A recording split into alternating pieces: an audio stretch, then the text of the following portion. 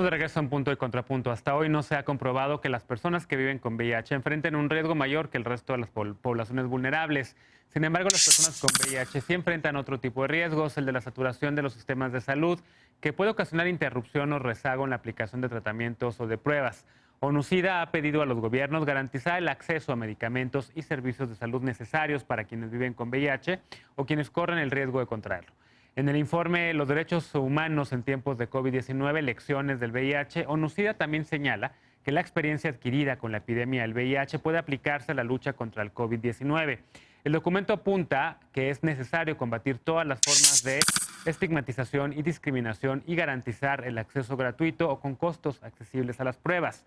Dado que todavía no hay un tratamiento específico contra la COVID-19, SENSIDA ha llamado a no automedicarse y que no es necesario consultar con especialistas antes de combinar antirretrovirales con otros fármacos. En México, ¿qué está haciendo el Centro Nacional para la Prevención y Control de VIH-Sida o instituciones como el IMSS? Las personas con VIH han podido tener acceso a sus tratamientos. ¿Qué retos y lecciones podemos tomar de todo esto? Querido David, vamos contigo.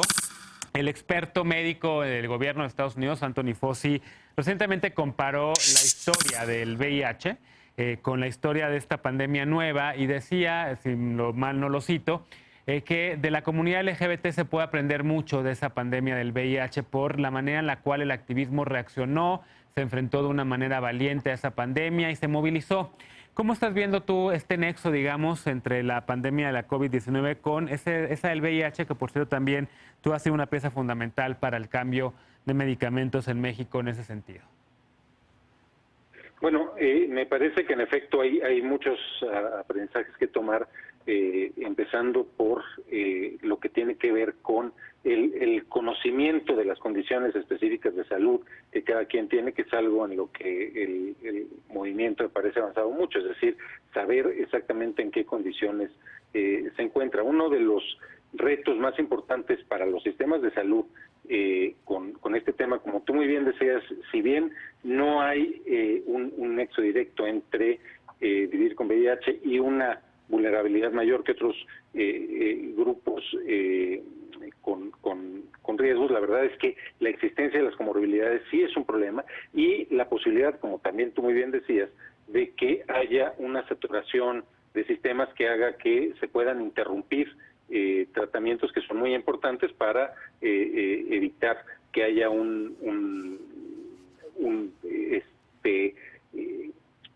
falta de acceso, tratamiento, lo que sea, ¿no? No una falta de acceso, pero una falta de acceso que pueda estar generando una interrupción del tratamiento que es tan importante en este caso. Y para eso, una de las cosas más importantes que hay que hacer es buscar garantizar el abasto.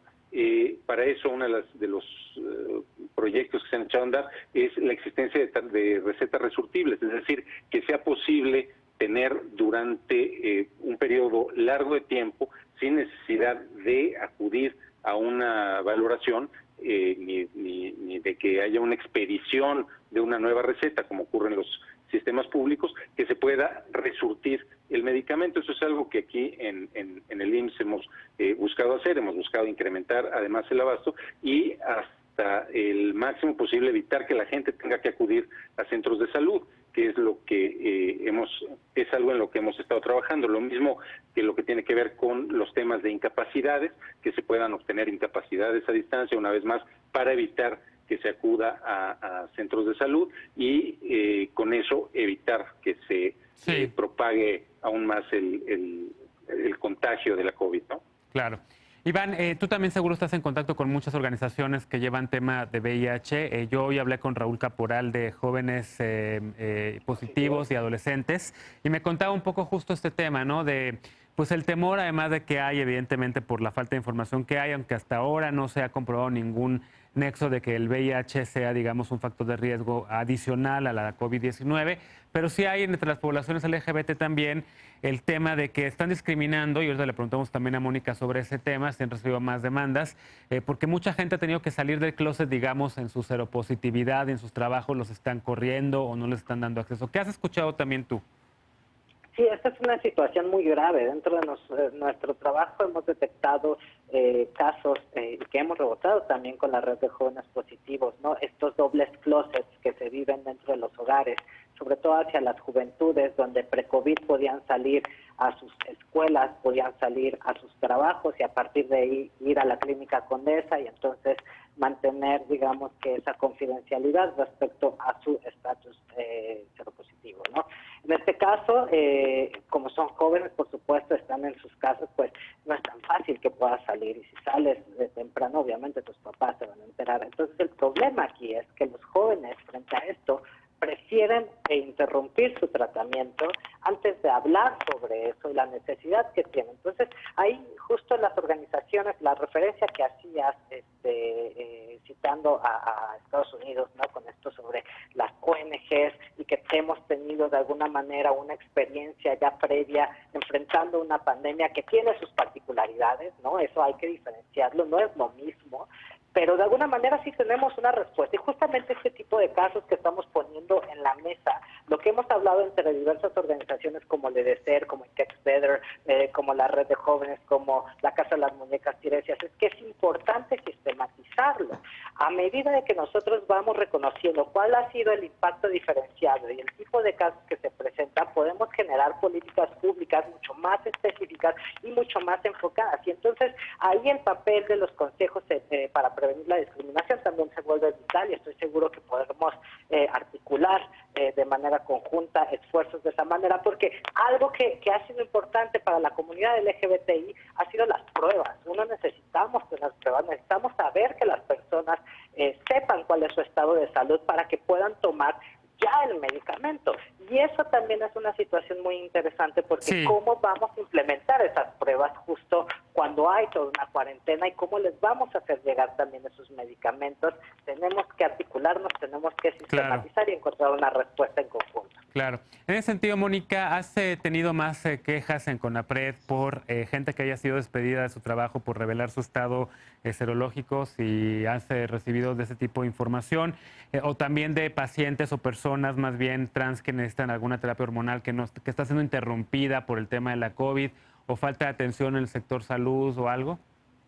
Mira, nosotros hemos recibido quejas vinculadas al principio, si las personas estaban, o sea, era necesario revelar su estado de seropositividad para poder ser considerados como personas con mayores complicaciones o con mayor riesgo. Sí. Entonces, tenemos un caso de una persona joven, un hombre joven que reveló su estado y lo despidieron en ese momento. Entonces, ese sí es una queja ya abierta que estamos procediendo, por supuesto, contra esa empresa porque pues es claramente discriminación. Claro. Y tuvimos como mucha solicitud de información. ¿Lo debo de revelar? ¿No lo debo de revelar? Ese es un, digamos, un grupo de quejas que tenemos. Tenemos otras quejas que están vinculadas con falta digamos, con desabasto de medicamentos, sobre todo en Querétaro, pero bueno, eso lo hemos resuelto muy rápido porque, como David sabe, tenemos una vinculación muy aceitada con el IMSS para poder resolver este tipo de cosas.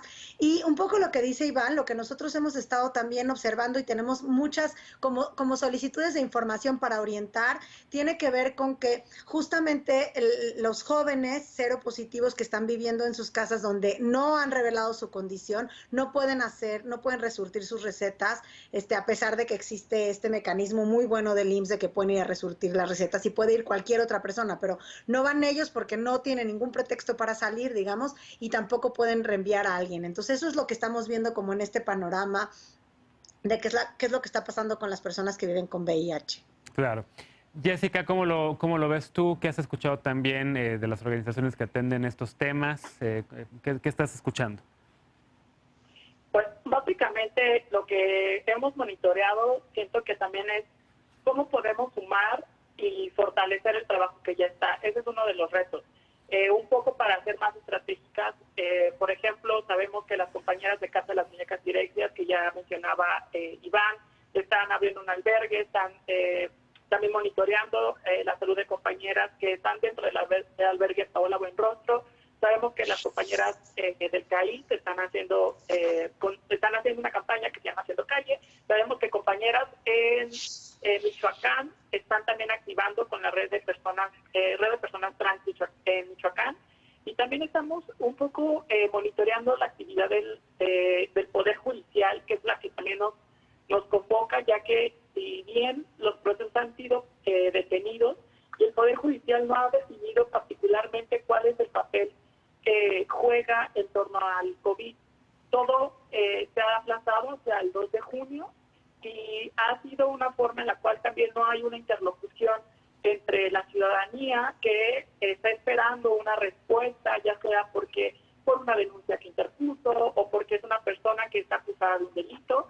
Y sobre todo nos preocupa la situación que, como ya les comentaba, de mujeres privadas de su libertad, que no tienen acceso, en este caso, a pues incluso recibir visitas de sus familiares.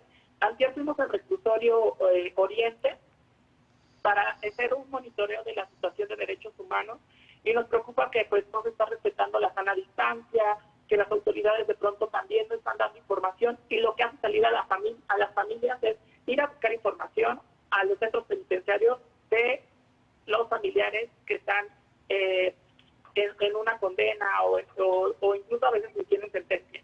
Entonces esas formas son las que también nos están interesando monitorear, así como, bueno, de la Liga Trans nos ha pasado que han preguntado mucho por las cuestiones de reconocimiento de identidad de género, las cuales no han estado, no han dado una información los registros civiles de los estados donde se reconoce vía administrativa sobre qué está pasando con esos trámites. Claro. Iván, justamente yo escuchaba antes de venir al estudio, algunas organizaciones están haciendo labores extraordinarias para tratar de atender este tema. Hay algunas organizaciones que, por ejemplo, hicieron un refugio para personas LGBT ahorita por la COVID, Casa Frida me parece que se llama. Está también Vida Alegre solicitando ayuda con despensas para personas mayores LGBT. ¿Estás viendo, digamos, que la comunidad, el activismo está siendo no nada más resiliente, sino solidario ante estos retos que se enfrenta con la COVID? Por supuesto, me parece que la comunidad desde el minuto 1 nos lo demostró nuevamente. Son las mujeres trans, las mujeres de calle, las mujeres trabajadoras sexuales, las primeras que salieron a repartir despensas, y eso siempre es poderosísimo e inspirador, ¿no? Y veo una respuesta muy puntual, todos muy activos, activas, ¿no? Algunos duplicando quizá algún trabajo, y acá lo que estamos mapeando ya todas las organizaciones es, tenemos que organizarnos también en la respuesta, ¿no? ¿Qué tanto, por ejemplo, la plataforma del EDC se combina con la plataforma de Get Together, ¿no? Y podemos recopilar también esos datos, más los datos de CONAPRED, COPRED, y entonces vamos viendo cómo ese tipo de respuestas nos ayuda. Además, desde el primer inicio que nosotros se nos saturó el trabajo, tuvimos que canalizar, ¿no? Y fue tener que estar hablando directamente con los directores de cada organización, en este caso Carlos y Raúl Caporal de la Red de Jóvenes, que les explicaba la situación que teníamos, y en menos de unas 2 semanas crearon una iniciativa muy importante, pero va a ser insuficiente si siguen sentadas las bases como están y no hay políticas donde prohíban a las personas que no pueden estar pagando ya una renta, que prohíban que las quiten de esos lugares. Claro. Si no hay una política así, necesitaremos abrir cientos de refugios. Claro. Déjenme hacer una pausa y vamos a regresar para reflexionar un poco el objetivo del 17 de mayo, en esta ocasión virtual. ¿Cuáles son los retos, los pendientes que tiene la agenda del movimiento LGBT en México? Si la 4T ha sido o no sensible a las demandas de la comunidad y los pendientes que quedan en el reconocimiento de estos derechos, así como el freno a la violencia y la discriminación. No te vayas, regresamos a Punto y Contrapunto.